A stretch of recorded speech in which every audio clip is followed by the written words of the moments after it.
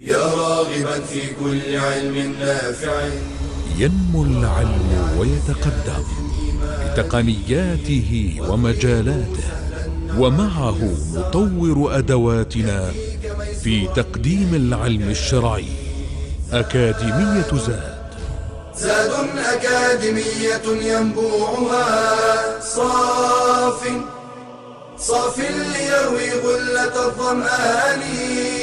هذه عقيدتنا الصحيحة فطرة تنفي الشكوك بواضح البرهان.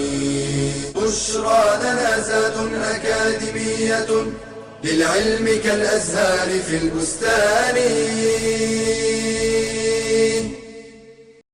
السلام عليكم ورحمة الله. الحمد لله رب العالمين، والصلاة والسلام على أشرف المرسلين نبينا محمد وعلى آله وصحبه أجمعين. Continuing with Islamic Creed level 2, and still with the names and attributes of Allah subhanahu wa ta'ala, the oneness of the names and attributes of Allah subhanahu wa ta'ala. And in this class, inshallah, we'll talk about some of the types or the categories of the attributes of Allah subhanahu wa ta'ala as a way to make it easy for us to study them and to believe in them in the proper way. So the ulama, may Allah subhanahu wa ta'ala have mercy upon them, when they looked into the attributes of Allah subhanahu wa ta'ala, they classified them in more than one type, one of which is with regards to being affirmed or not. So meaning something that you would affirm or something that you would negate. So they call it صفات ثبوتية or سلبية. ثبوتية, that means it's established, affirmed. So that means Allah subhanahu wa ta'ala said about himself that he is al-hayy, that he is the ever-living. This is صفة ثابتة, ثبوتية, not being negated, but rather to be established and to be affirmed. The attribute of the knowledge of Allah subhanahu wa ta'ala, the different attributes of that, the face and the hands and the descending and al-istiwa and the like of this. And it's all, of course, attributes that has the praise, the perfect praise to Allah subhanahu wa ta'ala. And this is most of the attributes of Allah subhanahu wa ta'ala in the Quran and in the Sunnah of the Prophet alayhi salatu wasalam, from this type, of course, which is, this is what it means when we talk about the attributes of Allah subhanahu wa ta'ala. But as mentioned before, there are sifat, there are attributes of Allah subhanahu wa ta'ala that Allah denied from himself, negated from himself. Or the Messenger sallallahu alayhi wasallam did the same thing. As we said, like an-nawm, sleeping, Allah subhanahu wa ta'ala says, لا تأخذه سنة ولا نوم. No nawm, no sleep for Allah subhanahu wa ta'ala, no dhulm, no injustice whatsoever. So this is attributes that are negated, right? And that's why the sifat that is to be established, we get to know that from the Quran and the Sunnah of the Prophet alayhi salatu wasalam. And also denying things is according also to what's mentioned in the Quran and in the Sunnah of the Prophet alayhi salatu wasalam, and anything that would attribute deficiency or weakness to Allah subhanahu wa ta'ala. And as mentioned before, you, if anything that is negated, you believe in the opposite of it in the most perfect way. So if you deny that Allah subhanahu wa ta'ala do any dhulm, any injustice, that means Allah subhanahu wa ta'ala is the most just subhanahu wa ta'ala. So this is the first category of things with regards to a thubutiyya and a salbiyya, what's established, affirmed, and what's to be denied. The second type of classification is with regards to the evidences of how it's been established. And that is basically of two types. They call it صفات خبرية and صفات سمعية عقلية. خبرية, that means the only way for a person to know it is through the evidences, the wahy from Allah subhanahu wa ta'ala. Allah subhanahu wa ta'ala informed us, right? So this is can be, for example, the face, the hands, and so on. This is the one that gets to be known with as-sam'iyya, and it can be also fi'liyya, can be actions, like for example the anger, the smile, you know, the dhahik or smiling or the like of this. This is all actions from Allah subhanahu wa ta'ala. So every attribute of Allah subhanahu wa ta'ala, there is no way to establish it except by being informed by Allah subhanahu wa ta'ala. That means it's sifatun khabariyah, whether it's to the being of Allah subhanahu wa ta'ala or to his actions. The sifat which is sam'iyatun aqliyah, this is where you have the naql, you have the text, you have the wahy from Allah subhanahu wa ta'ala, and also the matters of reason, which is very clear. So this can be, for example, the life and the knowledge and the power, and also can be actions, which is the creation of Allah subhanahu wa ta'ala, the giving of Allah subhanahu wa ta'ala. So this is with regards to whether we are informed of it, or whether it's something that is known for us to be able to comprehend it basically from Allah subhanahu wa ta'ala. And it's all in the Quran and in the Sunnah of the Prophet alayhi salatu wassalam.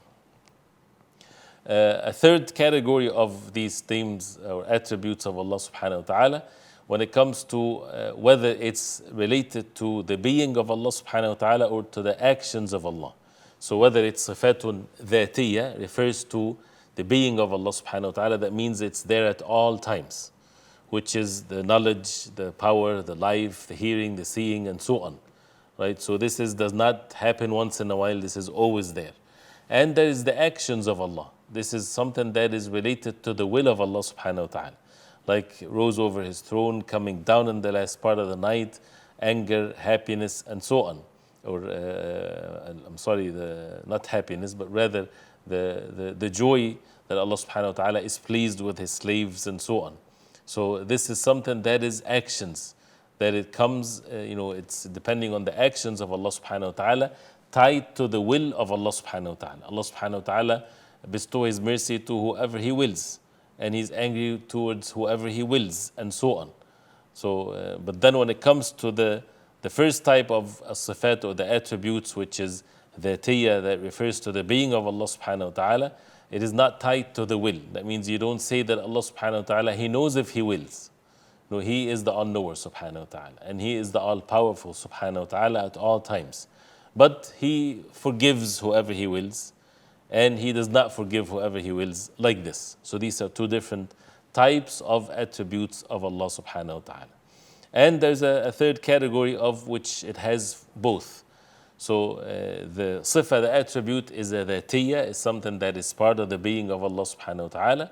And also it has these actions, like for example, al-kalam, the speech of Allah subhanahu wa ta'ala. It's always there. And this is one of the attributes of Allah subhanahu wa ta'ala. And it keeps on happening.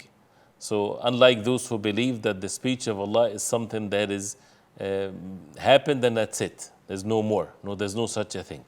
And this is according to the will of Allah, even though it's a sifa dhatiyya that is refers to Allah subhanahu wa ta'ala. So this is when it comes to the different types of or categories of the attributes of Allah subhanahu wa ta'ala, whether it's thubutiyya, salbiyya, khabariyya, sam'iyya, and so on. This is again a way that the ulama, they looked into these attributes of Allah subhanahu wa ta'ala from the Quran and the Sunnah of the Prophet alayhi salatu wasalam.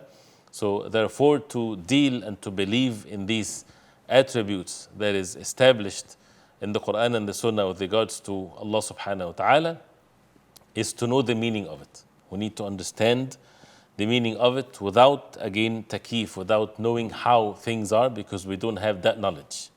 Whether it's in the Quran or in the Sunnah of the Prophet ﷺ, there's no ambiguity in it. It's very clear. And the Quran is kitabun arabiyyun mubin. It's a clear book from Allah subhanahu wa ta'ala.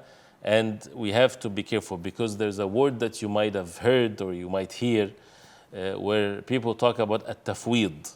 At-tafweed is to leave the matter to Allah. Someone would say all of these different things that people are saying, then leave the matter to Allah. Say Allah subhanahu wa ta'ala knows best what that means.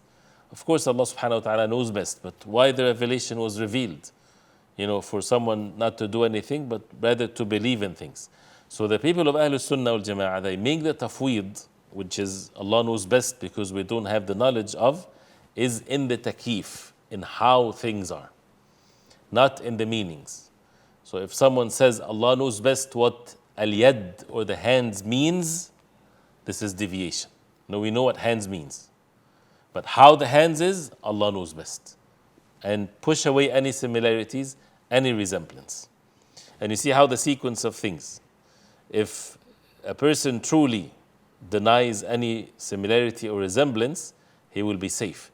But what happened to the people of innovation, those who said that the people of Ahl Sunnah, they make similarities and resemblance, No, it's the opposite. Why?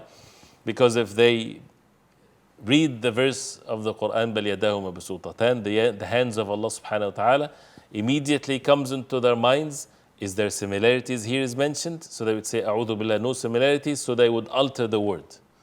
So they're the ones that fell into the similarities, that's why they pushed it away, by altering and by deviation. The people of Ahl Sunnah, they don't even initiate any similarities in their hearts. Nothing is the like of Allah subhanahu wa ta'ala, but the word is clear when it comes to the meaning. So the people of Ahl Sunnah, they make tafweed with the kayf, not with the ma'na, not with the meanings of the attributes of Allah. And always remember the statement of Imam Malik rahimahullah when he was asked about al-istiwa, and apply it in every attribute of Allah.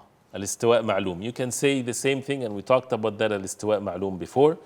Use, for example, when it comes to al-yad, the hands of Allah. Ma'loom. We know exactly what that means. Wal-kayfu majhul, how it is, we do not know. We don't have the knowledge of it. Wal-imanu bihi wajib, and to believe in it is wajib because it's mentioned in the Quran. وَالسُّؤَالُ عَنْهُ بِدْعَةٌ, and to ask about it is bid'ah, of the how things are.